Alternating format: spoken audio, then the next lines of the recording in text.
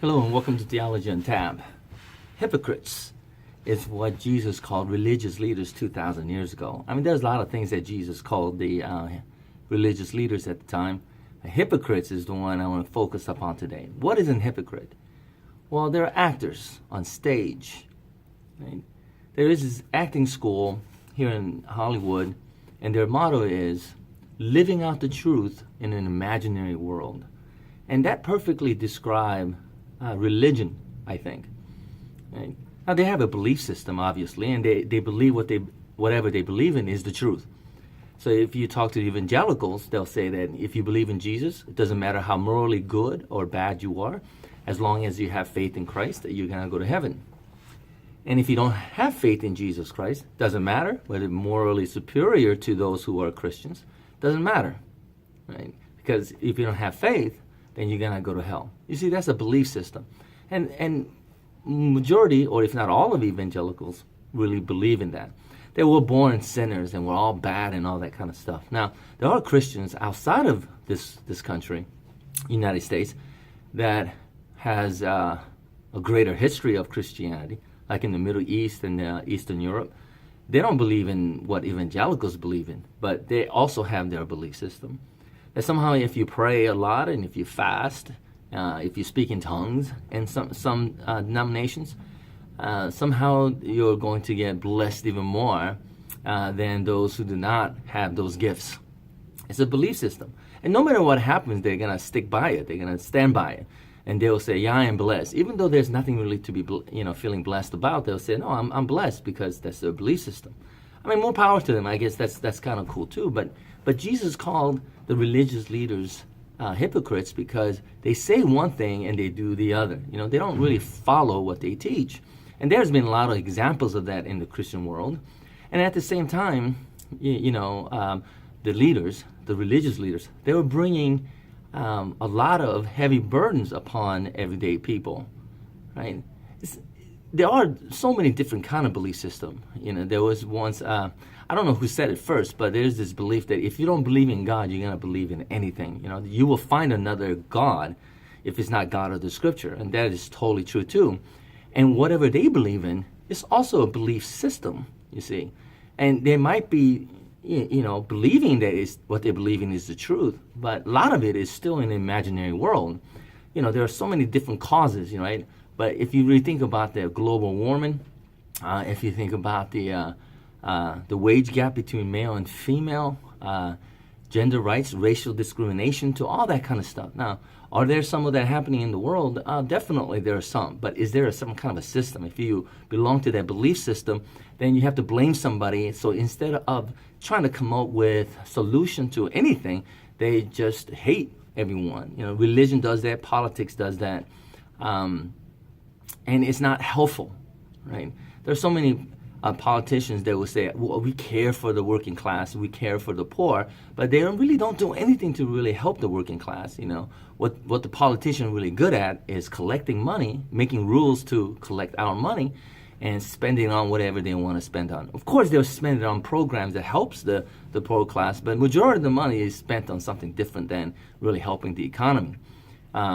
We know that to be true because there are politicians that believe in that we need to raise the minimum wage. Now, it would be great if we could all make $15 an hour or $20 an hour or more.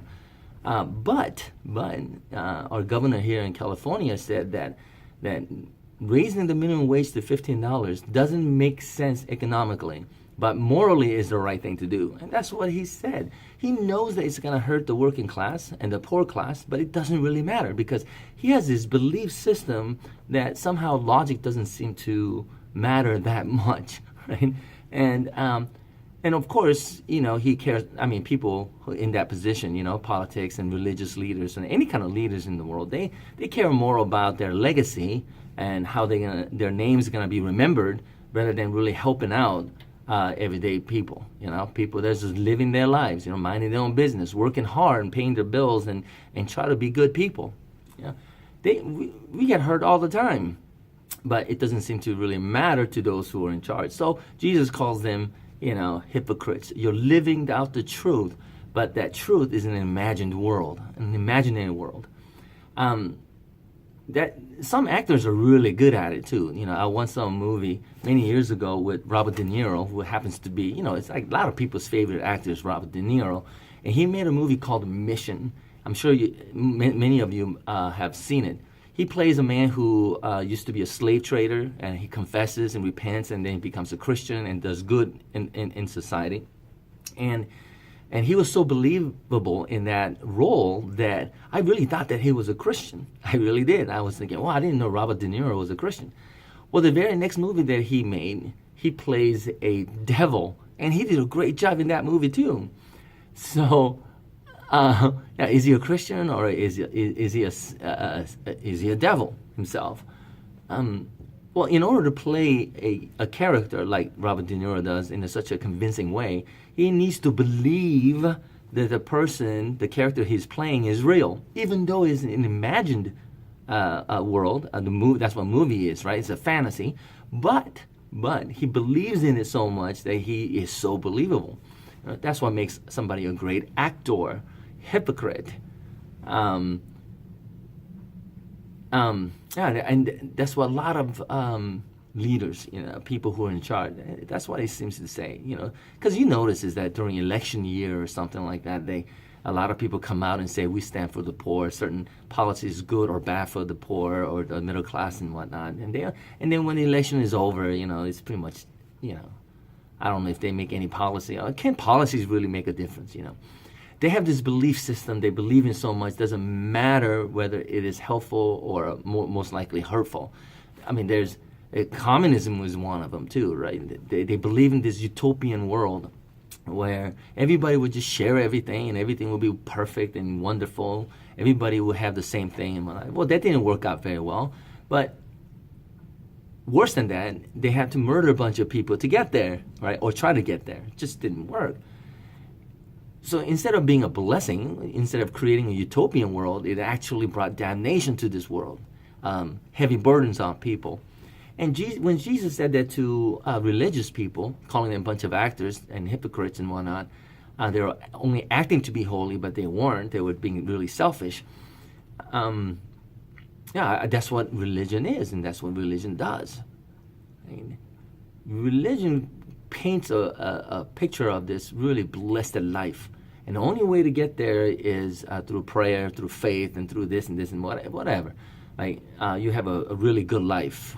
But instead of being a blessing, it brings a heavy burden on everyday people. And Jesus didn't like that at all.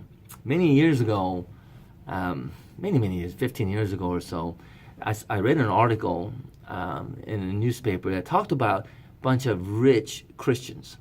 And they wanted to make a city. They wanted to buy this big chunk of land in Florida somewhere and make a city, right, only for Christians. But how do you make a Christian city? Of course, you got to have the church, you have Bible studies and, things like that. But at the same time, they were saying, okay, we will have cable channels, but of course, no HBO, no Cinemax. Remember Cinemax of 20 years ago? You can't have any of that. Playboy channel is no. Even news channels, they were only going to allow certain ones to come in. So instead of freedom, right, giving people the freedom to choose what they want, this Christian city was going to tell you what was good for you. So in a way, religion and politics and all the same. People in high positions want to say things to make us feel good, so we could support them, but at the end of the day, they benefit. The leaders get all the benefits, but the working class, all we do is just work, no matter how difficult it may get. We just have to do it. We have to do it. They're actors, hypocrites, because they lay heavy burdens on everyday people, but they themselves are not subject to it, right? So, politicians make the rules and things like that, and we have the police department that actually enforces the law. There are people that enforces the law, but people in charge of enforcing the law, they don't follow laws, right? When was the last time you saw a police car making a full stop at a stop sign? And, they're not going to get a ticket, right? So they don't have to worry about it. What is that? It's hypocrisy. politicians who say we care for the poor class, but they raise taxes on gasoline and whatnot. I mean, that's just terrible. It's just not right thing to do. However, in the belief system, if you're really sold to that belief system of whether you're a Democrat or Republican, if you whatever they do is fine, and that seems to be the problem. We don't have freedom to choose. We just follow. You see, and I think that's why Jesus came to accuse the leaders of being hypocrites. And he said that he has come to set us free from that bondage, right, of slavery, bondage of slavery. The heavy burden that is upon everyday people will disappear or set us free from that, and that is to not become a hypocrite ourselves, not become actors. Don't just believe in a belief system just because we have the freedom to choose, freedom to think clearly, right? I think that's what Jesus represents, right? Freedom, right? So I don't know what your belief system is, but let's just make sure that we're not actors and living out the truth in an imaginary world, right? Not in somebody's imagined world or our own imagined world, but in reality. But in order to do that, I think we need to just follow God, follow Jesus Christ, and not the traditions of men, right? And don't get sucked into that imaginary world. Jesus could take us out of that, right? So then we could be free to live out the lives that is best for us and best for the mankind. Yeah, I think that's what gospel is. All right. Anyways, thanks for tuning in today. God bless you. Like this video and share. See you next time.